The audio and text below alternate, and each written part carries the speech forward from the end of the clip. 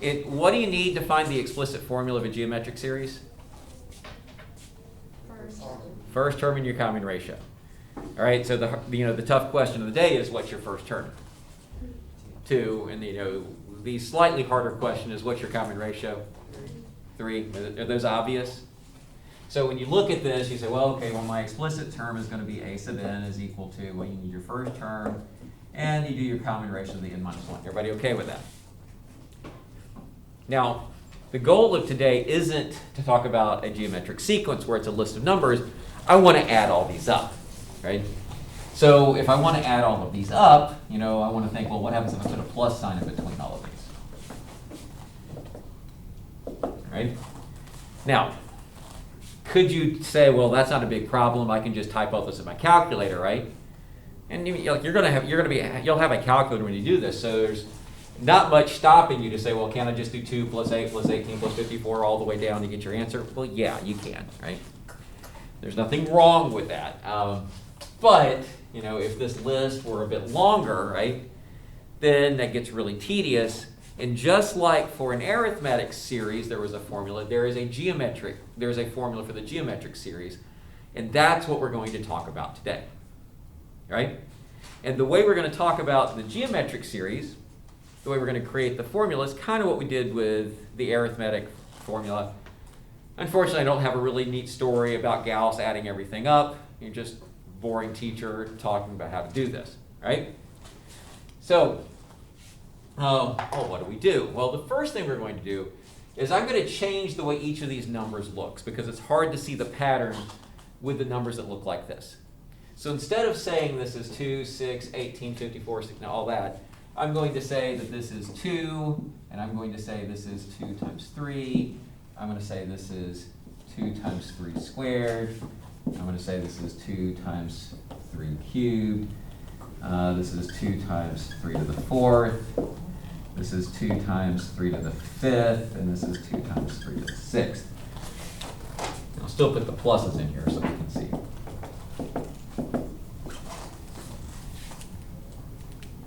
All right. Everybody with me so far? All I did was, we know it's a geometric sequence or series because I'm adding them up. And it's easier to see a pattern when we actually see things written this way. It's really hard to see a pattern with the numbers written this way. That's why I changed it. Everybody with me so far? And our goal is, I want to know what's the sum, right? That's what I want. I know if you added all these up, that's the sum. What is the sum? So what am I going to do? Well, what I'm going to do is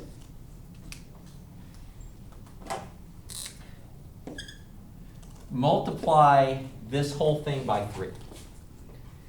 Right? And you might say, why am I multiplying by 3? And the answer is, well, I'm just crazy, right? So let's see what happens when I multiply this by 3. Are we okay that now, so what's happening? So I'm multiplying everything by 3. I multiply the s by 3, I get this. If I multiply the 2 by 3, are we okay that this is going to be 2 times 3? There I see when I multiply this by 3, I get 2 times 3. If I multiply this by 3, I'm going to get 2 times 3 squared. If I multiply this by 3, I'm going to get 2 times 3 cubed. And I'm going to get 2 times 3 to the 4th. This times 3 gives me 2 times 3 to the 5th. This times 3 gives me plus 2 times 3 to the 6th. This times 3 gives me plus 2 times 3 to the 7th. And I'm trying to use the markers here, different colors. So can you see in this? So here's my sum, right? This is what I want. And for some crazy reason, I multiplied everything by 3. And something interesting happened, right? You might think, well, if I multiply the 2 times 3, why didn't I write it down here? And you're going to see why in just a second, right? But can everybody look at this and say, if this is S, that this next line is 3 times everything on it? And here's the trick. The trick is, I'm going to subtract everything. So if I subtract everything, this is a minus, this is a minus, minus, minus, minus, minus, minus, minus. Something interesting happens when I subtract. First, if I say s minus 3s, I know the answer is negative 2s, but I don't want to do that because, again, I'm looking for a pattern. So I'm going to call this s minus 3s. But what happens here? If I take this line and subtract from this line, does everybody see that this is going to cancel? Does everybody see that this is going to cancel? Everybody see that this cancels? Right? Everybody see this? These terms are canceling? This cancels, this cancels, this cancels, this cancels. What's left? 2 minus 2 times 7. Is everybody okay with the 2's left? So I get a 2 here, and then I get a minus 2 times 3 to the 7th. Does everybody see that? Right. So the trick was, the reason I multiplied by 3, that 3 was my common ratio, and by multiplying by 3, that allowed me to line stuff up so things would cancel. Right? And that I was setting up for things to cancel. Well, now when I look at this, everybody see on the left-hand side there's an s in common? So when I factor the s out, so I'm going to factor the s out, that gives me 1 minus 3. And I'm going to factor the 2 out here, and so I end up with 1 minus 3 to the 7th. Is everybody okay with that? And I'm going to, since my goal is to solve for s, I'm going to divide by the 1 minus 3. So I'll write it up here so everybody can read it here. So I end up with s is equal to 2 times 1 minus 3 to the 7th over 1 minus 3. Right? That's my algebra. Right? So this kind of makes sense. So just to recap, what I did is, okay, here's this. This is what I want to add up. So I multiplied everything by whatever the common ratio was, so that a bunch of stuff would cancel when I subtracted. So a bunch of stuff canceled, like pretty much everything in the middle canceled. Factored the s out, and so I end up with this. And if I were to type this in the calculator, right? If I were to do 1 minus 3 to the 7th and divide it by negative 2, multiply that by 2, that would be the answer if I added this plus this plus this plus this all the way up. Right? And it turns out this is we're going to get our formula for as geometric series here. So now I need to erase this and we'll talk about it. Oh, and for the record, so when I learned this, the first time that I learned it, I never remembered the formula. I just remembered the teacher solving it this way. And so anytime I had to sum up a geometric series, I kept writing all this out rather than remember the formula because I have no memory. But, oh shoot, I didn't want to erase the last one. Well, actually, we can probably do this. All right, so let's talk about what the significance of stuff is. What's the significance of the 2 in that series? Is everybody okay? The 2 is the first term? Right. What's the significance of the 3? Common ratio. We okay with that? All right. What's the significance of the 7? Number of terms.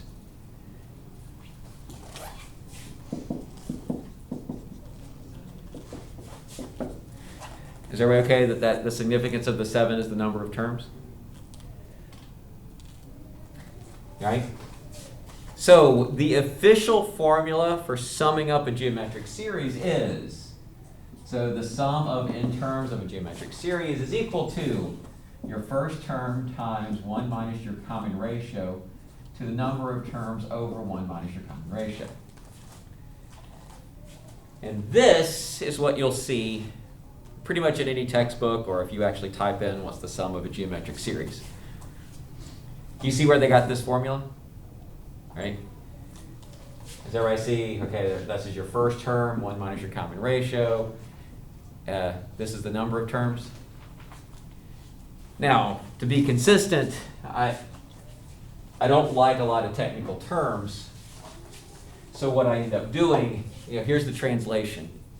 The translation of this is, when you are summing up a geometric series, you need the first term, 1 minus common That's just common ratio. I put a little number sign here for number of terms over 1 minus the common ratio. And the reason I try to simplify this is I can just remember being confused trying to use this formula the first time I saw it, because when I saw this formula, there's an n here. I want to make sure you understand n represents your number of terms. Don't think it means the last term or whatever. That n represents how many terms you have. What is above the R in the... Number of terms, that's a pound sign, like a number Okay. sign. Okay. Now, let's compare, right? So you still need 3 pieces of information, don't you? What 3 pieces of information do you need to find the sum of a geometric series? You need the first term, you need your common ratio, and you need the number of terms, right? You still need 3 things. Notice the 3 things you need for a geometric series are slightly different than the 3 things you need for an arithmetic series.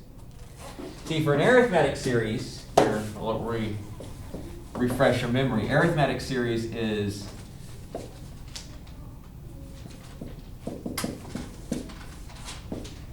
notice you need the first term, you need the last term, and then you need the number of terms. Do you see in an arithmetic series what we did yesterday, you were saying I need the first, I need the last, I need the number of terms. Today, when we're talking about a geometric series, you still need the first term, you still need the number of terms, but you need the ratio instead of the last term. You still need 3 pieces of information, but what you need is slightly different. Everybody got it? So, given this, right, and I'm going to erase this, we're going to do a few problems, right? And the problems are going to range in difficulty. Like we're going to start with, I'm pretty much going to give you everything that you need, and then you're going to have to do some work, right? So let's start. I don't need to say that anymore. So let's say I ask for what is S of 6 of this following sequence: 7, negative 14, and 28. Actually, I've got a better way of writing this. So I'm going to start with the sequence 7, negative 14, and 28. And then I want to know what is S of 6. Right. So first, can everybody recognize this is geometric? Right? If it's geometric, what's your common ratio? What is it? Everybody okay? Our common ratio is negative 2, right? So that S of 6 says what's the sum? I guess the official name of this is what is the 6th partial sum, which is a pile of syllables said add up the first 6 terms, right? So to sum up the first 6 terms of this series, and you just told me it's geometric, what 3 pieces of information do I need to sum up a geometric series? What do I need? I need the first term. What else do I need? Common ratio. What else do I need? The number of terms. Everybody see that? So, well, let's write it down. What's the first term? No, that's tough. 7, yeah, that's killer, isn't it? All right, then it's 1 minus, what's your common ratio? Everybody okay? Our common ratio is negative 2, right? Now, be careful. The reason I say be careful, if your common ratio is negative 2, put a negative 2 here and use parentheses. And this is going to be 1 minus negative 2, okay? On the bottom. And then the exponent is how many terms do we have? So how many terms do we have? Are we okay? That's a 6. Wait, is everybody with me so far? 6? Isn't that, Oh, the exponent is the number of terms. If I'm adding up the first 6 terms, that's 6. Now, why is it such a big deal to use parentheses? Well, it's because it's negative. If it wasn't negative, I'm okay. What is that 6? Negative 2 to the 6, is that going to be a positive or a negative number? Well, negative 2 to the 6 is going to be a positive, isn't it? Doesn't this raise something to the 6th power, doesn't that kill the negative? Okay. And so now this is going to be 7 times 1 minus 2 to the 6 is 64, all over 3. Right? Everybody see that?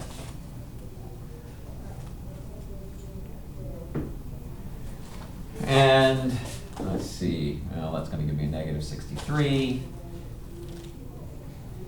Right, because 1 minus that's negative 63. 3 goes into, well, I'll go ahead and write it out. So 7 times negative 63 over 3. It's going to give me 7 times negative 21. I think that's negative 147. I did it wrong, but I got the right. Why could you divide the 3 but then not do anything with the 7? Because it's not an adding. What's 2 times 3 over 3?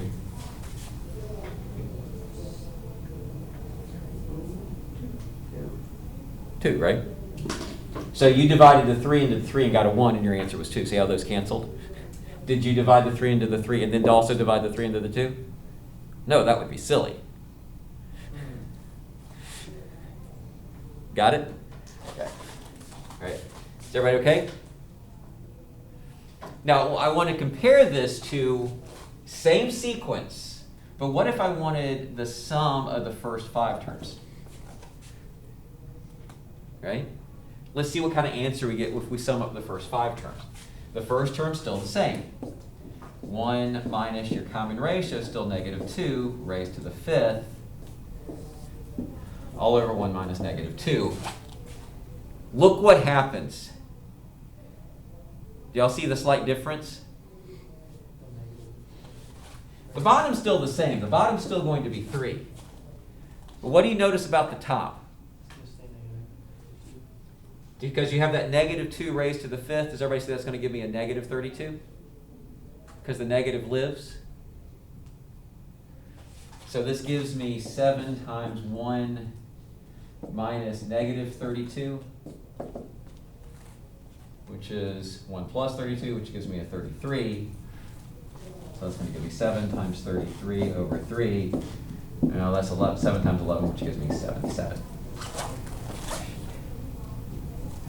Do you see the difference? Yes. All right. Do y'all see the difference? See how the negative died here because it was raised to an even power, but the negative lived here because it raised to an odd power? What's the takeaway from all this? Use parentheses. Because if you didn't use parentheses here, I'll pretty much guarantee one of these answers would be wrong. Right? Because you wouldn't keep track that the exponent died. So did this make sense? Right? And again, I'm just trying to repeat the information that you need. When you are summing up a geometric series, the 3 things you need are first term, common ratio, and number of terms. And in this one, I pretty much gave you everything. The only one you had to think about a little bit was what's your common ratio, but that really wasn't that hard of a question. It was very easy to identify the first term. It was very easy to figure out the number of terms. And you had to think a little bit about the common ratio. Right? What if it looked like this?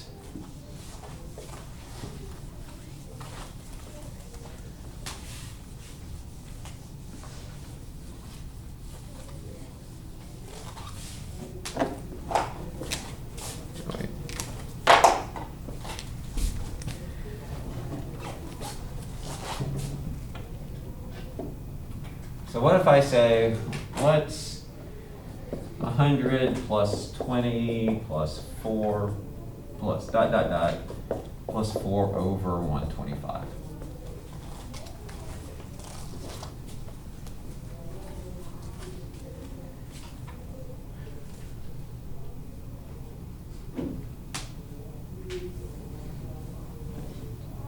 Everybody ever see that? First, do you recognize that it is a geometric series? It's a series because you're adding. It's geometric because, right? What's your common ratio?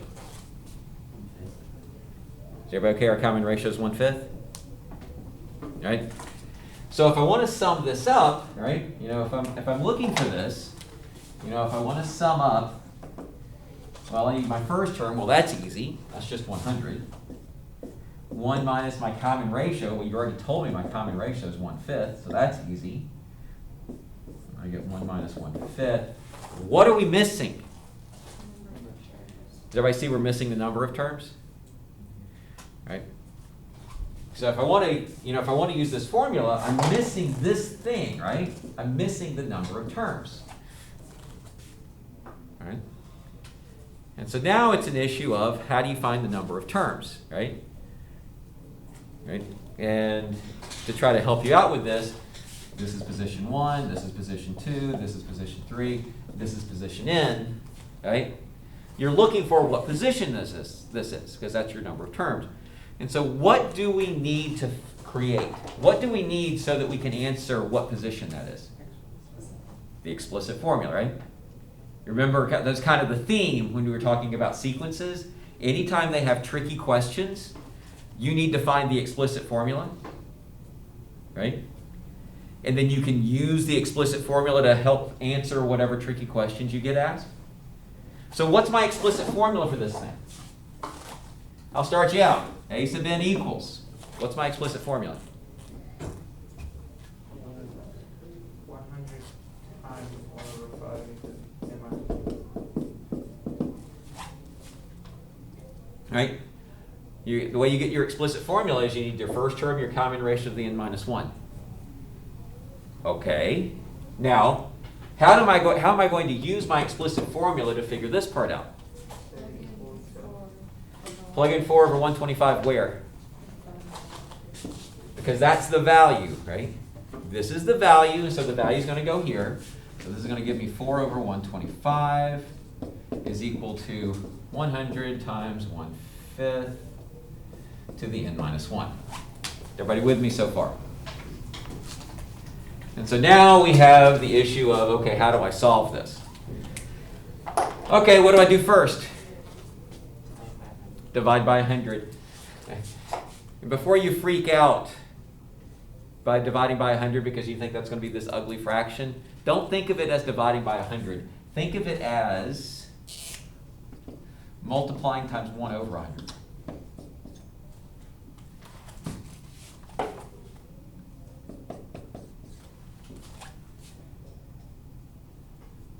And before you think this is impossible, there's no way you can do this. Well, let's see. Are we okay that 4 goes into 125 times? And so here's what I see. What I see is on the right-hand side, I have this thing where it's 1/5 raised to the n minus 1, right? That's what I see on the right-hand side because I got rid of the 100. And I see that I have a 1 on top. That's fine. Now, could you multiply 25 times 125? Yeah, you could, right? But that's a really big number, right? And to be honest, I don't want the really big number. What I want, see how this is, whenever I see a fraction, this is 1 to some power, this is 5 to some power. I really want whatever this is as 5 to some power. What is 25 as 5 to some power? 5 squared. What is 125 as 5 to some power? 5 cubed. So in my head, what I see is 1 over 5 squared times 1 over 5 cubed. Can everybody see that now? And so when you multiply those together, what do you get? 1 over 5 to the what? Everybody see you get 1 over 5 to the 5th. So it turns out this ugly thing ends up being 1 over 5 to the 5th. Translation. This gives me 1 over 5 to the 5th is the exact same thing as 1/5 to the 5th, which is equal to 1/5 to the n minus 1. Right? Because 1 to the 5th is still 1, isn't it? Did everybody see how I got my bases the same? Without using a calculator. And so what does n equal? 6. Everybody okay that n is 6? So we just found out that this is the sixth position, which means back over here, we are summing up the first six terms.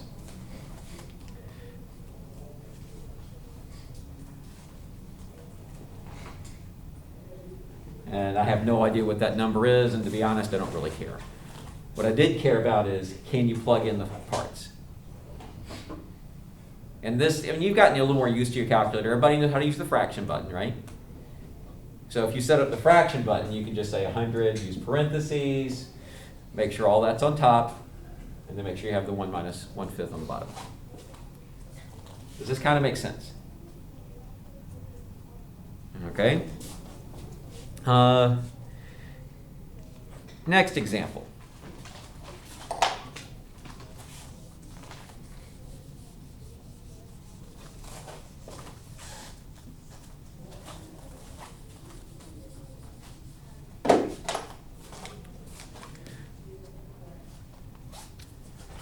What if I tell you R is equal to 2, S, the sum of the first six terms is 393, and I want to know what's the first term.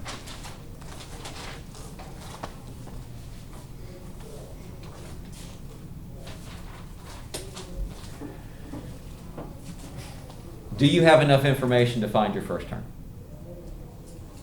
Well, let's look at our formula.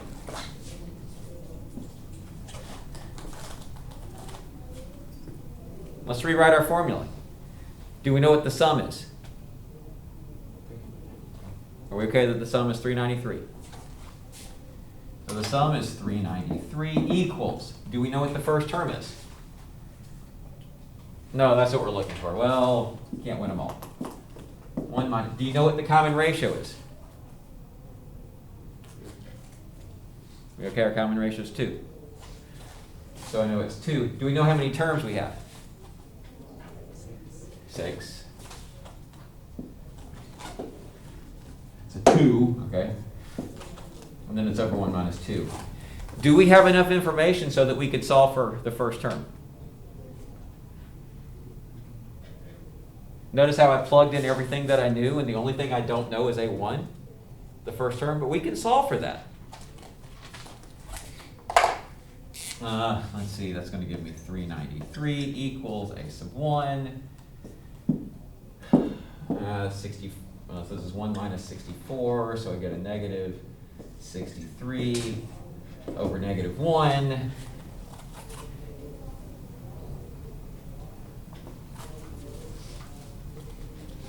Is everybody okay with that? Yes. Where did the 2 go? Which 2? Yep, no.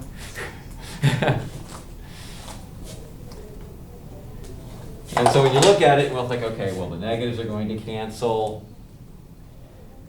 And so I end up with 393 over 63 is equal to my first term. And unfortunately, that doesn't reduce very nicely. I think this is actually done by design. 3 goes into this. So I think I get 131 over 21. Right? Yeah. I think this was done by design. They don't want people just guessing. Like Mr. Alves, where did you get D64 from? 2 to the 6th. Oh, okay. I think the person who wrote this problem wanted the first term to be something that you had to solve for. Like if your first term ended up being like 3, you could just kind of guess. I'm fairly certain nobody's going to guess this to begin with. So,